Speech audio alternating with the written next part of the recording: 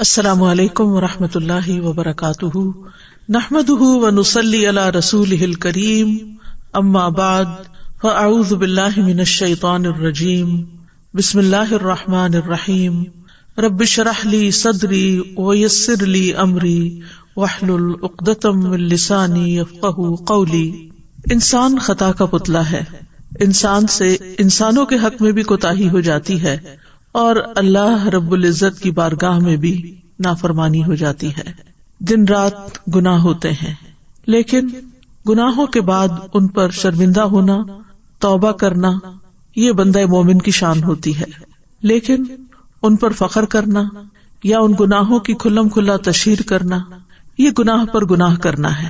گناہ کرنے کے بعد انسان اگر توبہ کر لیتا ہے تو ایسے ہو جاتا ہے گویا اس نے گناہ کیا ہی نہ ہو، لیکن اگر وہ اصرار کرتا ہے تو دل سیاہ ہو جاتا ہے، بے حس ہو جاتا ہے، اور یوں انسان اللہ کی رحمت سے دور ہوتا چلا جاتا ہے۔ گناہوں کی تشہیر کرنے کو ناپسند کیا گیا ہے کیونکہ اس میں بہت سی قباحتیں ہیں۔ ایسا شخص دوسروں کو بھی گناہ کی دعوت دے رہا ہوتا ہے تو قیامت کے دن وہ ان کے گناہ کا بوجھ بھی پھر اٹھائے گا۔ خصوصاً وہ لوگ جو معاشرے میں فحش کو عام کرتے ہیں، ان کے لیے قرآن میں دنیا اور آخرت میں دردناک عذاب کی بشارت دی گئی ہے۔ جس قوم میں فحاشی اعلانیہ ظاہر ہو جاتی ہے تو ایک حدیث کے مطابق ان میں طاعون اور ایسی بیماریاں پھیلنے لگتی ہیں جو ان سے پہلے کے لوگوں میں کبھی سنی بھی نہ گئی ہوں۔ گناہ کی تشہیر ناپسندیدہ کام ہے۔ صحت مند معاشرے کے لیے جو چیز ضروری ہے وہ یہ ہے کہ لوگ ایک دوسرے کی خوبیوں کا چرچا کریں، نیکیوں کو عام کریں، خیر کی دعوت دیں، لیکن برائیوں کا نہیں۔ خوبیوں کے چرچے سے معاشرے میں مثبت اقدار کو فروغ ملتا ہے، لیکن لوگوں کے عیب بیان کرنا اور خاص طور پر مجلسوں میں لوگوں کی برائیوں کا چرچا کرنا، یہ ایک قابل اعتراض بات ہے۔ اگر کسی انسان سے کوئی غلطی ہو جائے تو اسے تنہائی میں سمجھانا چاہیے، اس کی تشہیر نہیں کرنی چاہیے۔ لیکن ایک صورت اس سے مبرہ ہے جس کا ذکر اس آیت میں آتا ہے، لا يحب اللہ الجہر بالسوء من القول الا من ظلم وکان اللہ سمیعا علیما۔ اللہ بری بات کے ساتھ آواز بلند کرنے کو پسند نہیں کرتا مگر جس پر ظلم کیا گیا ہو، اور اللہ خوب سننے والا، خوب جاننے والا ہے۔ اس آیت میں برائی کے پھیلانے کی ممانعت کی گئی ہے۔ شریعت نے اس بات کی تاکید کی ہے کہ کسی کے اندر برائی دیکھو تو اس کا چرچا نہ کرو بلکہ تنہائی میں اس کو سمجھاؤ۔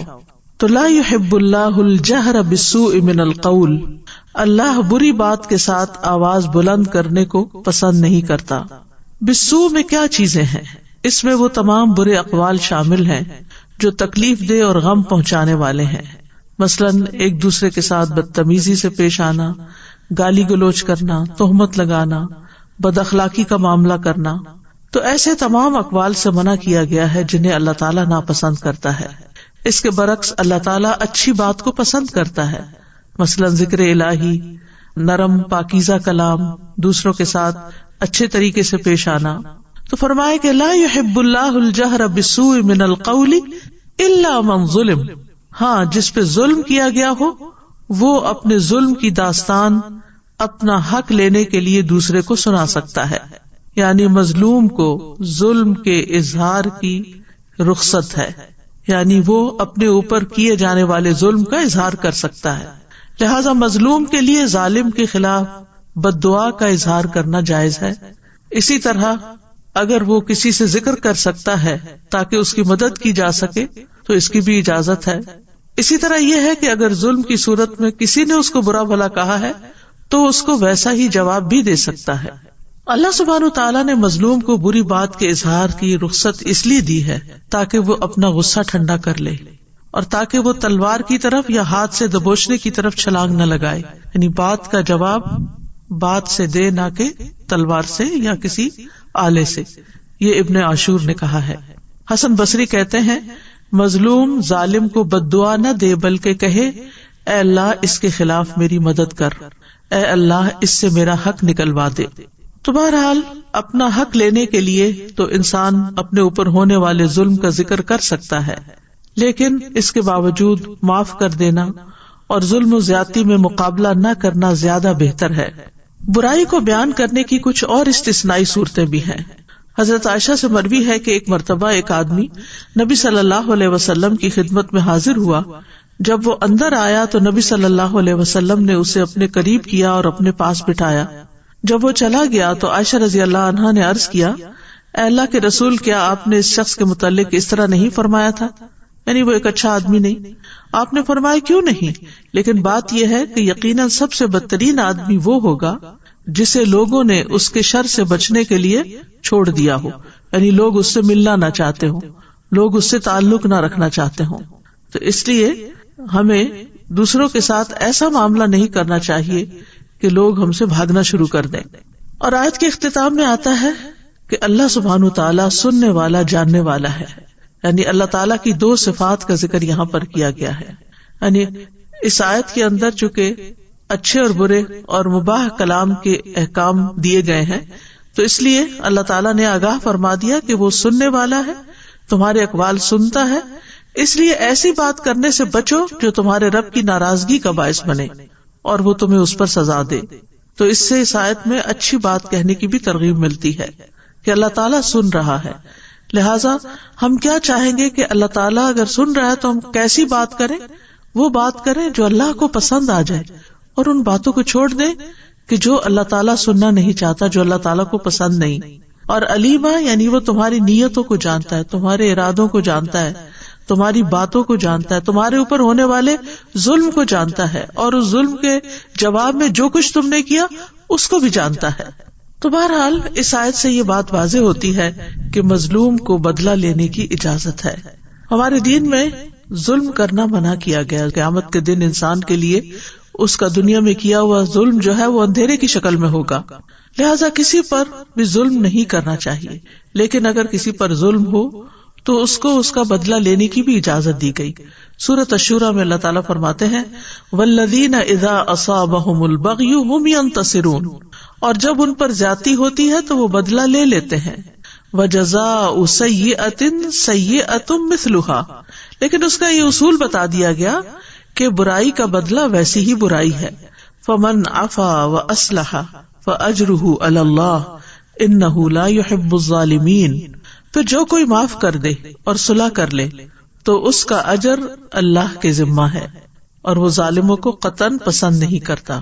وَلَمَنِ انتصر بعد ظلمه فَأُولَئِكَ مَا عَلَيْهِم مِّن سَبِيلٍ, اور جو شخص ظلم ہونے کے بعد بدلہ لے لے تو اس پر کوئی الزام نہیں, یعنی اس کی کوئی پکڑ نہیں. اسی طرح صاحب حق کو بات کرنے کی اجازت ہے. ابو ہریرہ کہتے ہیں کہ ایک شخص نبی صلی اللہ علیہ وسلم سے اپنے قرض کا تقاضا کرنے کے لیے آیا اور سخت گفتگو کرنے لگا. صحابہ غصے سے اس کی طرف بڑھے, لیکن رسول اللہ صلی اللہ علیہ وسلم نے فرمایا اسے چھوڑ دو, کیونکہ یہ صاحب حق ہے اور یہ کہنے کا حق رکھتا ہے. یعنی جس کا حق ہو وہ اپنا حق لینے کے لیے اگر غصے میں بھی بات کر لیتا ہے تو اس کو اجازت ہے. پھر آپ نے فرمایا کہ اس کے قرض والے جانور کی عمر کا ایک جانور اسے دے دو. صحابہ نے عرض کیا یا رسول اللہ, اس سے زیادہ عمر کا جانور تو موجود ہے لیکن اس عمر کا نہیں. آپ نے فرمایا اسے وہی دے دو, کیونکہ سب سے اچھا آدمی وہ ہے جو دوسروں کا حق پوری طرح ادا کرے, یعنی حق سے کم نہ لوٹائے, حق سے زیادہ دے تو وہ زیادہ بہتر ہے. اسی طرح اپنے اوپر ہونے والے ظلم کے اظہار کی اجازت ہے. تو اس بارے میں ابو ہریرہ روایت کرتے ہیں کہ ایک شخص نے کہا اے اللہ کے رسول, میرا ایک ہمسایہ ہے جو مجھے اذیت دیتا ہے. آپ نے فرمایا جاؤ اپنا سامان نکال کر راستے پر رکھ دو. بس وہ گیا اور اس نے اپنا سامان باہر نکال دیا, یعنی گھر سے باہر نکال کے رکھ دیا. لوگ وہاں جمع ہو گئے اور پوچھنے لگے تمہارا کیا معاملہ ہے, یہ تم کیا کر رہے ہو؟ اس نے کہا میرا ایک ہمسایہ ہے جو مجھے اذیت دیتا ہے. جب میں نے نبی صلی اللہ علیہ وسلم کو یہ بات بتائی تو آپ نے فرمایا جاؤ اپنا سامان نکال کر راستے پر رکھ دو. لوگ کہنے لگے اے اللہ اس ہمسائے پر لعنت بھیج, اے اللہ اسے رسوا کر. یہ بات ہمسائے تک پہنچی تو وہ اس کے پاس آیا اور کہا اپنے گھر واپس چلے جاؤ, اللہ کی قسم اب میں تمہیں کبھی اذیت نہیں دوں گا. یعنی کچھ لوگ ایسے ہوتے ہیں کہ جو پیار سے نہیں مانتے, آرام سے بات نہیں سمجھتے, تو پھر ان کے ساتھ سختی کرنے کی بھی اجازت ہے. لیکن یہ یاد رہے کہ بدلہ لینے سے زیادہ بہتر چیز معاف کر دینا ہے. سورۃ النساء کی آیت 149 میں آتا ہے ان تبدوا خیرا او تخفوه او تعفوا عن سوء فان اللہ کان عفوا قدیرا. اگر تم کوئی نیکی ظاہر کرو یا اسے چھپاؤ یا کسی برائی سے درگزر کرو تو بے شک اللہ بہت معاف کرنے والا بہت قدرت رکھنے والا ہے۔ نبی صلی اللہ علیہ وسلم نے ظلم کو معاف کرنے کی وصیت بھی کی۔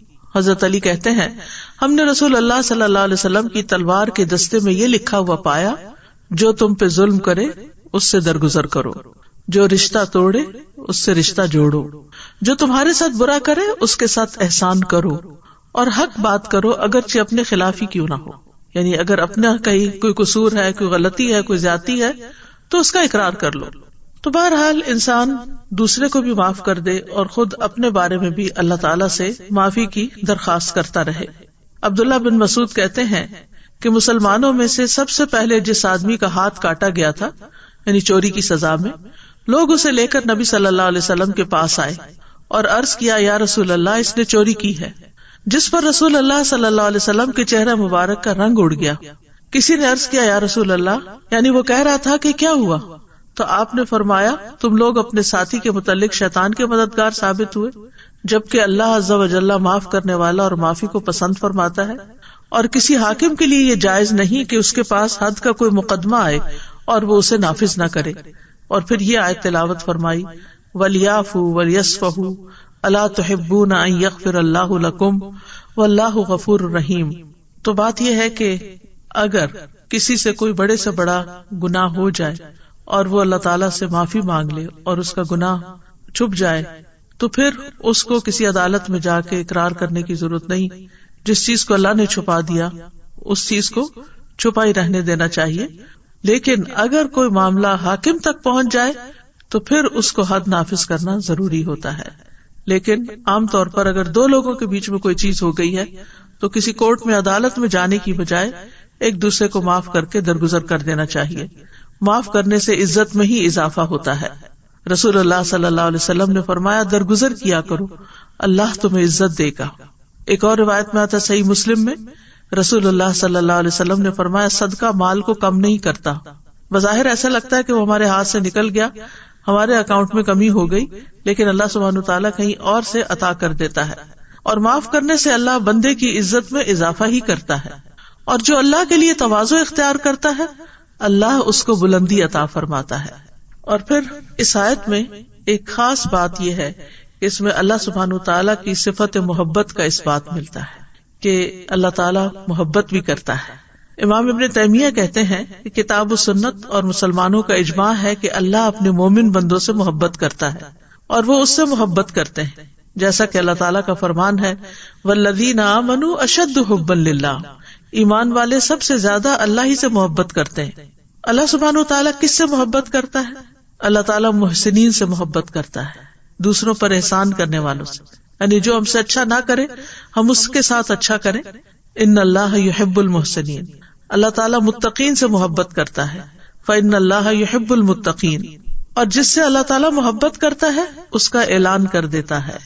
حدیث میں آتا ہے جب اللہ تعالیٰ کسی بندے سے محبت کرتے ہیں تو جبریل علیہ السلام کو بلاتے ہیں اور ان سے کہتے ہیں بے شک میں اپنے اس بندے سے محبت کرتا ہوں، تم سب اس سے محبت کرو۔ تو جبریل علیہ السلام حاملین عرش میں اس کا چرچا کرتے ہیں، تو آسمان والے حاملین عرش کی ملی جلی آوازوں کا شور سنتے ہیں، تو ساتویں آسمان والے بھی اس سے محبت کرنے لگتے ہیں، پھر ہر ایک آسمان والے اس سے محبت کرتے ہیں، یہاں تک کہ اس کی مقبولیت آسمان دنیا تک آ جاتی ہے، پھر اس کا ذکر زمین پر اتر آتا ہے، پھر زمین والے بھی اس سے محبت کرنے لگتے ہیں۔ لہٰذا ہمیں وہ کام تو کرنے چاہیے کہ جن سے اللہ کی محبت حاصل ہوتی ہے، لیکن ان کاموں سے بچنا چاہیے کہ جو اللہ تعالیٰ کو پسند نہیں، کیونکہ اس سے اللہ تعالیٰ کی محبت نہیں ملتی۔ اور انہی میں سے ایک کام ہے لا یحب اللہ الجہر بالسوء، کہ برائی کو، گناہ کو ظاہر کرنا اللہ کو پسند نہیں، اونچی آواز میں اس کا چرچا کرنا اللہ کو پسند نہیں۔ اور سب سے بڑا گناہ یہ ہے کہ انسان اعلانیہ نافرمانی کرے، کھلم کھلا کرے، ڈھیٹ بن کے کرے، اوپنلی کرے۔ جب کوئی انسان علل اعلان گناہ کا ارتکاب کرتا ہے یا چھپ کر کرتا ہے اور اللہ تعالیٰ اس پہ پردہ ڈال دیتا ہے، لیکن وہ اللہ کے اس گناہ پہ پردہ ڈالنے کو کمتر سمجھتے ہوئے لوگوں کو بتانے لگتا، تو یہ چیز اللہ تعالیٰ کو سخت ناپسند ہے۔ اسی لیے اللہ تعالیٰ نے فرمایا لا یحب اللہ الجہر بالسوء من القول الا من ظلم، صرف مظلوم کو اجازت ہے ورنہ اجازت نہیں ہے۔ اور اس میں خاص طور پر جس چیز کو برا سمجھا گیا ہے وہ ہے گناہ کو ظاہر کرنا، کھلم کھلا کرنا، یعنی زبان سے کوئی گالی گلوچ مثلاً کرنا، یا عملی طور پر کوئی گناہ کر کے پھر اس کا اشتہار دینا یا اس پر فخر کرنا۔ ابو ہریرہ کہتے ہیں کہ میں نے رسول اللہ صلی اللہ علیہ وسلم کو فرماتے ہوئے سنا کہ میری تمام امت کو معاف کر دیا جائے گا سوائے کھلم کھلا گناہ کرنے والوں کے۔ اور گناہوں کو کھلم کھلا کرنے میں یہ بھی شامل ہے کہ ایک شخص رات کو کوئی گناہ کا کام کرے اور اس کے باوجود کہ اللہ نے اس کے گناہ کو چھپا دیا، مگر صبح ہونے پر وہ کہنے لگے اے فلاں میں نے کل رات فلاں فلاں برا کام کیا تھا، رات گزر گئی تھی، اس کے رب نے اس کا گناہ چھپائے رکھا، لیکن جب صبح ہوئی تو وہ خود اللہ کے پردے کھولنے لگا۔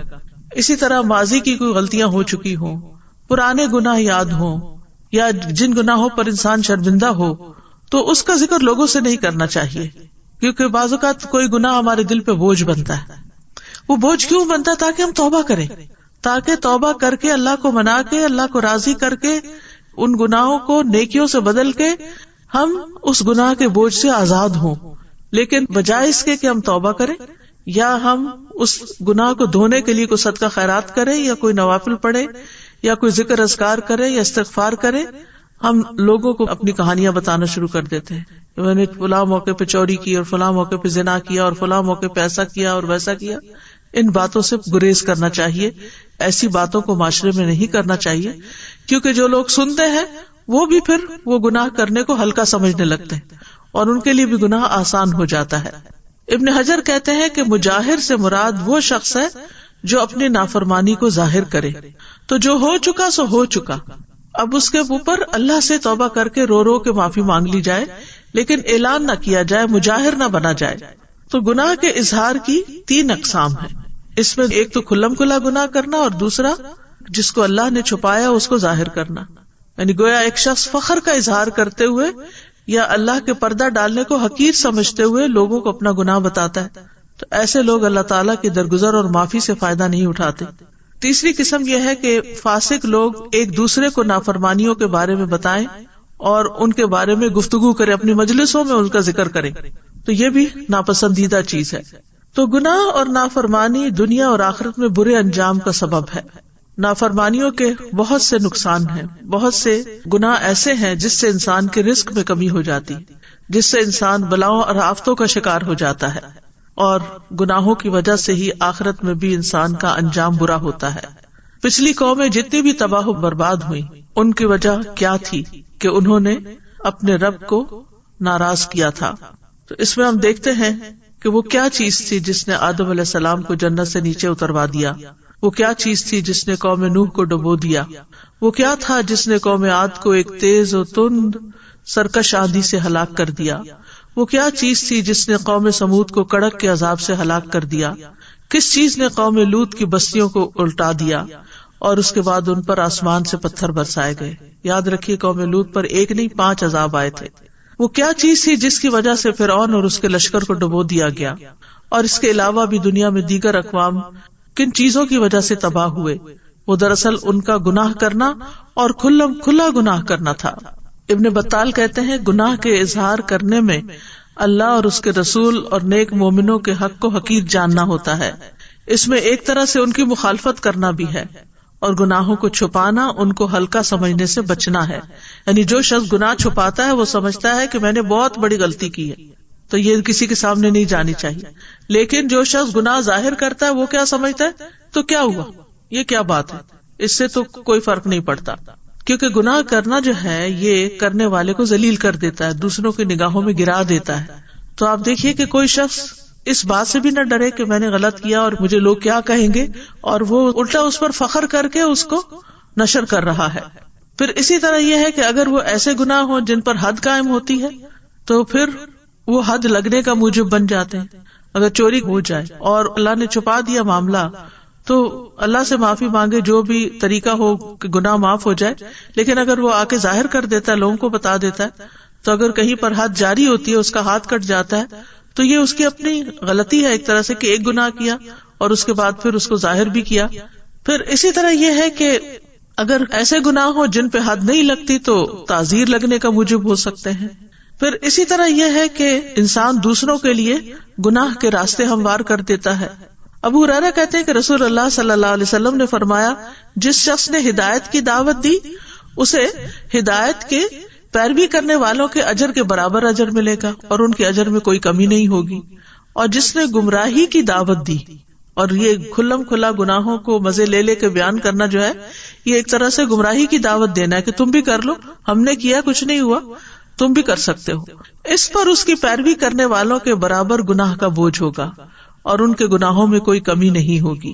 پھر اسی طرح شریعت نے ہمارے لیے ہر معاملے میں زندگی کے کچھ حدود رکھی ہیں جن کی پاسداری ضروری ہے. ان میں حرام کاموں کا ارتکاب ہے، خواہ وہ کسی بھی نوعیت کے ہوں، تو ان چیزوں سے بھی بچنے کی ضرورت ہے. مثال کے طور پر آپ دیکھیے، جیسے عورتوں کا زیب و زینت کے ساتھ بازاروں میں جانا، نام محرم لوگوں کے سامنے آنا. تو اب اگر کوئی شخص یہ کھلم کھلا بغیر پرواہ کیے ہوئے نکل رہا ہے تو وہ بھی ایک طرح سے عملی طور پر گناہ کو ظاہر کر رہا ہے. اسی طرح کھلم کھلا شراب پینا، کہ اس ملک میں تو کوئی پابندی نہیں، کوئی روک ٹوک نہیں، لیکن یہ ہے کہ اگر تم مسلمان ہو اور تم ایسا کام کر رہے ہو سب کے سامنے، تو اس کا یہ مطلب نہیں کہ چھپ کے کرتا رہے. نہیں، چھپ کے کرنا بھی منع ہے، کیونکہ چھپ کے کرنا اس لحاظ سے اور برا ہے کہ اللہ سبحانہ تعالیٰ دیکھتا ہے. لیکن یہاں مطلب یہ ہے کہ جب انسان کھلم کھلا بیچ بازار کے کوئی کام کر رہا ہوتا ہے تو جتنے بھی راہ گزر لوگ ہوتے ہیں وہ اس سے انسپائر ہوتے ہیں اور پھر وہ بھی ان گناہوں میں ملوث ہو جاتے ہیں. پھر اس آیت سے یہ بات بھی دیکھنے کی ہے کہ اللہ تعالیٰ کے ناپسندیدہ اقوال کون سے ہیں. اس میں سب سے پہلے غیبت آتی ہے. غیبت جو ہے یہ ایک کبیرہ گناہ ہے. قرآن مجید میں آتا ہے وَلَا يَغْتَبْ بَعْضُكُمْ بَعْضًا أَيُحِبُّ أَحَدُكُمْ أَن يَأْكُلَ لَحْمَ أَخِيهِ مَيْتًا فَكَرِهْتُمُوهُ وَاتَّقُوا اللَّهَ إِنَّ اللَّهَ تَوَّابٌ رَحِيمٌ. اور تم میں سے کوئی کسی دوسرے کی غیبت نہ کیا کرے. کیا تم میں سے کوئی پسند کرتا ہے کہ اپنے بھائی کا گوشت کھائے جبکہ وہ مردہ ہو؟ تم اسے ناپسند کرتے ہو. اور اللہ سے ڈرو، یقیناً اللہ بہت توبہ قبول کرنے والا، نہایت رحم والا ہے. نبی صلی اللہ علیہ وسلم نے بھی فرمایا تھا، اے ان لوگوں کی جماعت جو صرف زبان سے ایمان لائے ہو، ان کے دلوں میں ایمان داخل نہیں ہوا، مسلمانوں کی غیبت مت کیا کرو، کیونکہ جس کے اندر ایمان ہوتا ہے وہ اپنی زبان برائی کے ساتھ نہیں کھول سکتا. اور نہ ان کی عزت و آبرو کے درپے ہوا کرو، یعنی ان کے بارے میں بری باتیں کر کے ان کی عزت کو دوسرے کی نگاہ میں پامال نہ کیا کرو. اس لیے کہ جو کسی کی عزت کے درپے ہوتا ہے اللہ اس کی عزت کے درپے ہو جاتا ہے، اور جس کی عزت کے درپے اللہ ہو جائے تو اس کو اس کے گھر میں ہی رسوا کر دیتا ہے. پھر اسی طرح چغلی کھانے سے منع کیا گیا ہے. چغلی وہ ہوتی ہے کہ جس میں ایسی بری بات کسی کی دوسرے کو بتائی جائے کہ دو لوگوں کے درمیان نفرت پیدا ہو جائے، آپس میں دوستی ختم ہو جائے، تعلق ختم ہو جائے. عبد الرحمن بن غنم نبی صلی اللہ علیہ وسلم سے روایت کرتے ہیں کہ اللہ کے بہترین بندے وہ ہوتے ہیں کہ انہیں دیکھ کر اللہ یاد آ جائے، اور اللہ کے بدترین بندے وہ ہوتے ہیں جو چغل خوری کرتے ہیں، دوستوں کے درمیان جدائی پیدا کر دیتے ہیں، باغی، بیزار اور سرکش ہوتے ہیں. نبی صلی اللہ علیہ وسلم ایک مرتبہ 2 قبروں کے پاس سے گزرے تو آپ وہاں کھڑے ہو گئے. صحابہ کہتے ہیں کہ ہم بھی ساتھ کھڑے ہو گئے تو آپ کے چہرے کا رنگ بدلنے لگا، یہاں تک کہ آپ کے کرتے کی آستینیں کانپنے لگی، یعنی آپ کے جسم پر کپ کپی طاری ہو گئی. ہم نے عرض کیا یا رسول اللہ صلی اللہ علیہ وسلم کیا بات ہے؟ آپ نے فرمایا کیا تم وہ نہیں سن رہے جو میں سن رہا ہوں؟ ہم نے عرض کیا اللہ کے نبی وہ کیا بات ہے؟ یعنی ہم تو نہیں سن رہے. وہ عذاب قبر تھا، قبر کے اندر مردوں کی چیخ پکار تھی. آپ نے فرمایا یہ دونوں آدمی اپنی قبروں میں ہلکے سے گناہ میں سخت عذاب دیے جا رہے ہیں. ہم نے عرض کیا یہ کس گناہ کا عذاب ہے؟ فرمایا ان میں سے ایک تو پیشاب کی چھینٹوں سے پرہیز نہیں کرتا تھا، یعنی پیشاب کرتے ہوئے اپنی پاکی ناپاکی کا خیال نہیں کرتا تھا، اور دوسرا لوگوں کو اپنی زبان سے تکلیف پہنچاتا تھا اور ان میں چغل خوری کیا کرتا تھا، یعنی ایسی باتیں کرتا تھا کہ جس سے دوسروں کو تکلیف ہو اور آپس میں لڑائیاں فساد ہوں. اس میں آپ دیکھیے کہ خود گھریلو زندگی کے اندر قریب کے رشتوں میں ایسی چیزیں بہت پائی جاتی ہیں. بعض اوقات بہو ساس کے خلاف شوہر کے کان بھر رہی ہوتی ہے، بعض اوقات ساس بہو کے خلاف بیٹے کے کان بھر رہی ہوتی ہے. چھوٹی چھوٹی باتوں کو بہت بڑھا چڑھا کے پیش کیا جا رہا ہوتا ہے. اگر کسی کو منع کیا جائے تو وہ کہتے ہیں میں کون سا غلط بات کر رہی تھی، میں بھی تو وہی بات کر رہی تھی جو اس میں تھی. یہی تو غیبت ہے، یہی تو غیبت ہے. اگر وہ بات اس میں نہ ہو تو یہ بہتان بن جاتی ہے. جو اس سے بھی بڑا گناہ ہے. اسی طرح کسی کی عیب جوئی نہیں کرنی چاہیے کہ چھوٹے چھوٹے نقص نکال کے اس کو بتا کے تم یہ کیوں کرتے ہو, تمہارے اندر یہ غلط بات ہے. ہاں, اگر آپ ایک والدہ ہیں تو اپنے بچے کو سمجھانے کے لیے کر سکتی ہیں, اپنے کسی ساتھی کو آسان انداز میں بتا سکتی ہیں, لیکن دوسروں کو برا بھلا کہنا سامنے یا پیچھے یہ درست نہیں. رسول اللہ صلی اللہ علیہ وسلم نے فرمایا, اگر کوئی شخص تمہیں برا بھلا کہے اور تمہیں تمہاری کسی بات پر جو وہ جانتا ہو آر دلائے تو تم اس کے عیب پر جو اس میں ہو اسے آر مت دلانا, بلا شبہ اس کا وبال اسی پر ہوگا. یعنی بعض اوقات ہمیں دوسروں کی خامی کا, کمی کا, کوتاہی کا پتہ ہوتا ہے اور ہم بات کرتے ہوئے اس کو وہ یاد کرا کے بات کرتے ہیں تاکہ وہ دوسرا جو ہے وہ ہمارے کنٹرول میں رہے. یہ بلیک میلنگ ہوتی ہے نا, کہ اگر کسی کی کوئی غلطی آپ کو پتا ہے, یہ گناہ آپ کو پتا ہے, تو آپ اس کو بار بار یاد کراتے رہیں کہ چپ ہو جاؤ ورنہ میں فلاں تمہارا راز کھول دوں گی. پھر اسی طرح دوسروں کو تانا دینا یہ بھی ناپسندیدہ چیز ہے. قرآن مجید میں آتا ہے وَيْلٌ لِكُلِّ هُمَزَةٍ لُمَزَةٍ, بڑی ہلاکت ہے ہر بہت تانا دینے والے, بہت عیب لگانے والے کے لیے.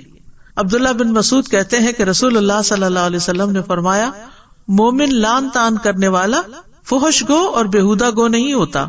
اسی طرح آپ نے ایک اور جگہ پر صحیح بخاری کی روایت ہے فرمایا, جس نے کسی مومن پر لعنت بھیجی تو یہ اس کو قتل کرنے کے برابر ہے, اور جو شخص کسی مومن پر کفر کا الزام لگائے تو یہ بھی اس کے قتل کرنے کے برابر ہے. یہ معمولی الزامات نہیں, معمولی تانے نہیں ہے. پھر اسی طرح کسی کی بے عزتی کر دینا, لوگوں کے سامنے دوسرے کو رسوا کر دینا, یہ بھی اللہ تعالیٰ کو پسند نہیں. نبی صلی اللہ علیہ وسلم نے فرمایا, بے شک سب سے بڑا سود یہ ہے کہ انسان ناحق کسی مسلمان کی عزت سے کھیلے. ایک اور روایت میں آتا ہے کسی کی آبرو ریزی کرنا سب سے بڑا سود ہے. پھر اسی طرح زبان سے اذیت دینا دوسروں کو, یہ بھی اللہ تعالیٰ کو پسند نہیں. ابو ہریرہ کہتے ہیں کہ ایک آدمی نے عرض کیا, یا رسول اللہ, فلاں عورت کثرت سے نماز, روزہ اور صدقہ کرنے میں مشہور ہے, لیکن وہ اپنی زبان سے اپنے پڑوسیوں کو ستاتی ہے. آپ نے فرمایا وہ جہنمی ہے. پھر اس نے کہا, یا رسول اللہ صلی اللہ علیہ وسلم, فلاں عورت نماز, روزہ اور صدقہ کی کمی میں مشہور ہے, وہ صرف پنیر کے چند ٹکڑے صدقہ کرتی ہے لیکن اپنی زبان سے اپنے پڑوسیوں کو نہیں ستاتی.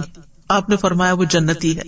پھر اسی طرح بہت زیادہ باتیں کرنا اور دوسرے کے سر چڑھ جانا, زبان آوری کرنا, اس کے بارے میں رسول اللہ صلی اللہ علیہ وسلم نے فرمایا, یقیناً اللہ عز و جل ایسے آدمی سے غصے ہوتا ہے جو بہت باتیں بنائے, جو اپنی زبان کو ایسے چلائے جیسے گائے اپنی زبان چلاتی, یعنی لپیٹ لپیٹ کے گھاس کھاتی ہے. اسی طرح فحش باتیں کرنا یہ بھی اللہ تعالیٰ کو ہرگز پسند نہیں. حدیث میں آتا ہے فحش گوئی اور زیادہ باتیں کرنا نفاق کے 2 شعبے ہیں. پھر اسی طرح گالی گلوچ کرنا. رسول اللہ صلی اللہ علیہ وسلم نے فرمایا, بے شک اللہ نے میری طرف وحی نازل فرمائی ہے کہ تواضع اختیار کرو, کوئی کسی کے خلاف سرکشی نہ کرے اور نہ کوئی کسی پر فخر کرے. تو میں نے عرض کیا, اے اللہ کے رسول, اگر کوئی مجھے ایسے مجمع میں گالی دے جو لوگ حیثیت میں مجھ سے کم ہوں, اس پر میں اسے جواب دوں تو کیا پھر بھی مجھے گناہ ہوگا؟ آپ نے فرمایا, 2 گالی گلوچ کرنے والے 2 شیطان ہوتے ہیں, ایک دوسرے کی آبرو ریزی کرتے ہیں, یعنی اس کی عزت پامال کرتے ہیں اور جھوٹ بولتے ہیں. پھر اسی طرح لڑائی جھگڑا کرنا یہ بھی اللہ تعالیٰ کو سخت ناپسند ہے. بے شک اللہ کے ہاں سب سے ناپسندیدہ آدمی وہ ہے جو سخت جھگڑالو ہو. پھر کیل و کال, بحث مباحثہ کرنا. نبی صلی اللہ علیہ وسلم نے فرمایا, اللہ تمہارے لیے 3 باتیں پسند نہیں کرتا, بلا وجہ کی گپ شپ, مال کو ضائع کرنا اور کثرت سوال, یعنی بحث مباحثے کے لیے. پھر اسی طرح لایانی گفتگو کرنا یہ بھی اللہ کو پسند نہیں. اور اچھا اسلام کون سا ہے جس میں انسان لایانی باتوں سے پرہیز کرے جن کا کوئی مطلب مقصد ہی نہیں. رسول اللہ صلی اللہ علیہ وسلم نے فرمایا, انسان کے اسلام کی خوبی یہ ہے کہ وہ بے فائدہ چیزوں کو چھوڑ دے. پھر گناہوں کو کھلم کھلا بیان کرنا جو ہے یہ بھی سخت ناپسندیدہ ہے. آپ صلی اللہ علیہ وسلم نے فرمایا, میری تمام امت کو معاف کر دیا جائے گا سوائے گناہوں کو کھلم کھلا کرنے والوں کے. اور گناہ کو کھلم کھلا کرنے میں یہ بھی شامل ہے کہ ایک شخص رات کو کوئی گناہ کا کام کرے, اس کے باوجود کہ اللہ نے اس کا گناہ چھپا دیا ہو, مگر صبح ہونے پہ کہنے لگے کہ اے فلاں, میں نے کل رات فلاں فلاں برا کام کیا تھا, رات گزر گئی تھی اور اس کے رب نے اس کا گناہ چھپا دیا تھا, لیکن جب صبح ہوئی تو وہ خود اللہ کے پردے کو کھولنے لگا. پھر اسی طرح یہ ہے کہ کسی کے اوپر فتوی جاری کرنا کہ اللہ تمہیں نہیں بخشے گا. 2 لوگ تھے بنی اسرائیل میں، ایک دوسرے کے بھائی بنے ہوئے تھے. ان میں سے ایک بہت گناہگار تھا اور دوسرا عبادت میں خوب کوشش کرتا تھا. عبادت گزار آدمی ہمیشہ دوسرے بھائی کو گناہ کرتے ہوئے دیکھتا اور اس سے کہتا کہ رک جاؤ. ایک روز اس نے کوئی گناہ کرتے ہوئے اس کو دیکھا تو اس سے کہا کہ اس گناہ سے رک جاؤ. گناہگار نے کہا مجھے میرے رب کے ساتھ چھوڑ دو، کیا تم مجھ پہ نگران بنائے گئے ہو؟ اس نے کہا کہ اللہ کی قسم اللہ تمہاری مغفرت نہیں کرے گا، یا یہ کہا کہ اللہ تمہیں جنت میں داخل نہیں کرے گا. چنانچہ دونوں کو مار دیا گیا، روحیں قبض کر لی گئی. دونوں رب العالمین کے ہاں جمع ہوئے تو اللہ نے اس عبادت میں کوشش کرنے والے سے فرمایا کیا تو مجھے جانتا تھا؟ جو میرے ہاتھ میں ہے تجھے اس پر قدرت حاصل تھی. اور پھر گناہگار سے فرمایا جاؤ میری رحمت سے جنت میں داخل ہو جاؤ، اور دوسرے کے متعلق فرمایا کہ جاؤ آگ میں داخل ہو جاؤ. یعنی اتنے سالوں کی عبادت جو تھی وہ اس کے کام نہ آئی. اس کے برعکس وہ شخص جو اللہ سے ڈرتا تھا، معلوم نہیں اس کی کیا مجبوری تھی، تو اللہ نے اپنی رحمت سے اس کو معاف کر دیا. ابو ہریرہ کہتے ہیں اس ذات کی قسم جس کے ہاتھ میں میری جان ہے، اس نے ایسی بات کہہ دی جس نے اس کی دنیا اور اس کی آخرت دونوں ہی تباہ کر دی. دنیا سے بھی مر گیا اور آخرت میں بھی، صرف یہ کہنے پہ کہ اللہ تمہیں کبھی معاف نہیں کرے گا. اسی طرح یہ بھی نہیں کہنا چاہیے کہ میں تمہیں کبھی معاف نہیں کروں گی. کیا آپ نہیں چاہتے کہ اللہ تعالیٰ آپ کو معاف کر دے؟ تو دوسروں کے گناہ بھی معاف کر دینے چاہیے. پھر کچھ باتیں جو ہیں وہ اللہ تعالیٰ کو پسند ہیں جو کرنی چاہیے، ان میں نیک عمل کرنا اور اس کی طرف دعوت دینا. وَمَنْ أَحْسَنُ قَوْلًا مِّمَّنْ دَعَا إِلَى اللَّهِ وَعَمِلَ صَالِحًا وَقَالَ إِنَّنِي مِنَ الْمُسْلِمِينَ. اور بات کے اعتبار سے اس سے اچھا کون ہے جو اللہ کی طرف بلائے اور نیک عمل کرے اور کہے کہ بے شک میں فرما برداروں میں سے ہوں. اسی طرح نصیحت کی بات کرنا، اچھی گفتگو کرنا. سورۃ بنی اسرائیل میں آتا ہے وَقُلْ لِعِبَادِي يَقُولُوا الَّتِي هِيَ أَحْسَنُ إِنَّ الشَّيْطَانَ يَنزَغُ بَيْنَهُمْ إِنَّ الشَّيْطَانَ كَانَ لِلْإِنسَانِ عَدُوًّا مُبِينًا. اور میرے بندوں سے کہہ دو وہ بات کہیں جو سب سے اچھی ہو، وہ بات کہیں جو سب سے اچھی ہو، بے شک شیطان ان کے درمیان جھگڑا ڈلواتا ہے. بے شک شیطان انسان کا کھلا دشمن ہے. پھر اسی طرح ہمارے دین میں اچھی بات کو صدقہ کہا گیا. نبی صلی اللہ علیہ وسلم نے فرمایا اچھی بات بھی صدقہ ہے. حکیم کہتے ہیں کہ جس میں 3 اوصاف پائے جائیں وہ نیکی کو پہنچ جاتا ہے. نمبر 1 سخاوت، نمبر 2 تکلیف پر صبر، اور نمبر 3 عمدہ کلام کرنا. وہ آتا نا کہ تم نیکی کو پا نہیں سکتے جب تک کہ تم یہ اور یہ کام نہ کرو. یہاں یہ بتا دیا گیا کہ یہ لوگ وہ تو نہیں کر سکتے لیکن اس طریقے سے اجر کما سکتے ہیں. پھر نرم گفتگو کرنا جو ہے جنت میں لے جانے والے کاموں میں سے ہے. نبی صلی اللہ علیہ وسلم نے فرمایا جنت میں ایک منزل ایسی ہے جس کا اندر باہر سے اور باہر اندر سے نظر آتا ہے. ابو موسیٰ اشعری نے پوچھا اللہ کے رسول وہ کس کو ملے گی؟ فرمایا جو گفتگو میں نرمی کرے، کھانا کھلائے، اور رات کو جب لوگ سو رہے ہوں تو اللہ کے لیے قیام کرے. پھر اسی طرح نبی صلی اللہ علیہ وسلم کے بارے میں آتا ہے کہ وہ بد زبان اور فحش گو نہیں تھے. آپ فرمایا کرتے تھے تم میں سب سے بہتر شخص وہ ہے جس کے اخلاق سب سے اچھے ہوں، اور مومن تو ہوتا ہی وہ ہے جس کے ہاتھ اور زبان سے دوسرے سلامت رہیں. عبداللہ بن مسعود کہتے ہیں میں نے رسول اللہ صلی اللہ علیہ وسلم سے پوچھا اے اللہ کے رسول اعمال میں سب سے افضل عمل کون سا ہے؟ آپ نے فرمایا نماز کو اس کے وقت پر پڑھنا. پھر کہا پھر کون سا اے اللہ کے رسول؟ فرمایا یہ کہ لوگ تمہاری زبان سے محفوظ رہیں، یعنی تمہاری زبان سے کسی کو تکلیف نہ پہنچے. پھر اسی طرح آپ نے فرمایا میں ذمہ دار ہوں جنت میں ایک جانب محل کا اس شخص کے لیے جو حق پہ رہتے ہوئے جھگڑا چھوڑ دے، یعنی حق اس کا ہے لیکن وہ ختم کر دے، بھلا دے اس کو. اور جنت کے درمیان میں ایک محل اس کا ہے جو مزاح میں بھی جھوٹ چھوڑ دے. اور جنت کی اعلیٰ منازل میں ایک محل ہے اس شخص کے لیے جو اپنے اخلاق کو عمدہ بنا لے. پھر اسی طرح دوسروں کی پردہ پوشی کرنا جو ہے اللہ تعالیٰ کو پسند ہے. جو شخص کسی مسلمان کے عیب کو چھپائے گا اللہ تعالیٰ قیامت کے دن اس کے عیب کو چھپا دے گا. پھر لغو سے اجتناب کرنا، یعنی بیہودہ بیکار باتیں جو حق سے دور کرنے والی ہیں ان سے منہ موڑ لینا.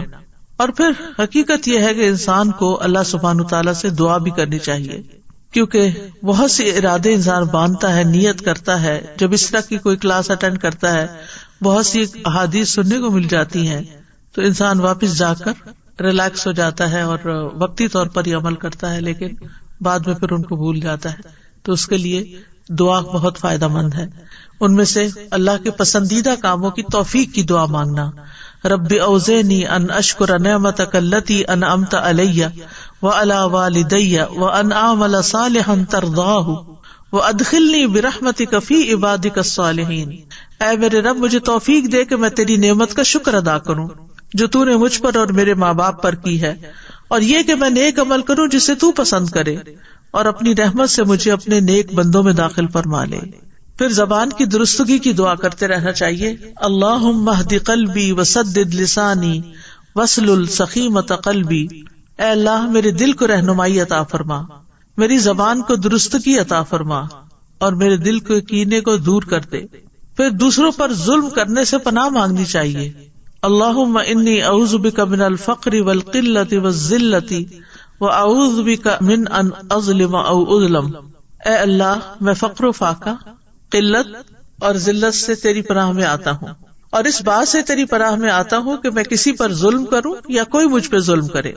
پھر اسی طرح اگر غصے میں آ جائے انسان اور کسی پر زیادتی کر بیٹھے خود، تو اس صورت میں اس کو دعا کرنی چاہیے کہ اے اللہ جس مومن کو میں تکلیف دوں یا اس کو برا کہوں یا اسے سزا دوں تو اسے اس کے لیے کفارہ اور باعث قرب بنا دے کہ وہ قیامت کے دن تیرے سے قریب ہو. پھر اسی طرح غصے کی حالت میں حق بات کہنے کی توفیق مانگنی چاہیے. وَأَسْأَلُكَ كَلِمَةَ الْحَقِّ فِي الرِّضَا وَالْغَضَبِ. اے اللہ خوشی اور غصے کی حالت میں حق بات کہنے کی توفیق عطا فرما.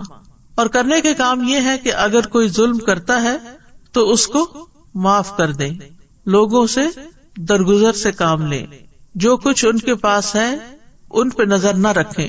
پھر اسی طرح اگر کوئی ہمارے ساتھ برائی کرے تو اس کا جواب احسن طریقے سے دیں، جاہلوں سے اعراض کریں، اپنی زبان کی حفاظت کریں، فائدے کی بات کریں ورنہ خاموش رہیں.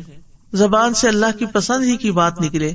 لا یعنی اور بیکار گفتگو سے بچیں. کسی کے تکلیف پہنچانے پر اس کے لیے دعائے خیر کر دیں. تکلیف دینے والوں سے بدلہ نہ لیں اور ان سے خیر کی توقع رکھیں. ظالم کے حق میں بھی دعائے خیر کر دیں کہ اللہ سبحانہ تعالیٰ اس کو بھی ظلم سے باز آنے کی توفیق عطا فرمائے. وآخر دعوانا ان الحمد للہ رب العالمین.